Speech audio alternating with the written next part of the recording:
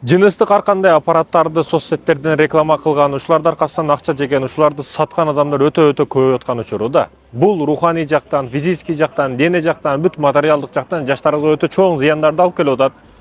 Ушуларга дагы өтө катуу чара көрүш керек. Бул дагы ар дайым контролдо болуш керек. Болот экен десе де бүт чыкпаган нерсеси калбады. Бүт келип адресиге чейин, дареге чейин жазып, кайсыдыр бир коомдо пайгамбар саллаллаху алейхи айтат. Сойкулук, зина ачык айкын тараса, сообщениялар аркылуу, YouTube аркылуу, Google аркылуу ачык айкын тараса, адрестеригече жазып койсо, Аллах Таала ал коомго бир орунду берет, анын дабасын эч ким таппай калат дейт. Бүгүн СПИД орунун жолун табылды деп Германияда табылды, немистер ойлоп тапты деп атат кээ бирлер.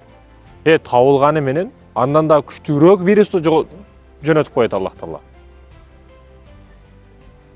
Ошондой экен, бул нерселерден тыйылыш керек, буларга дагы контроль болуш керек. Көзөмөлдөш керек буларды.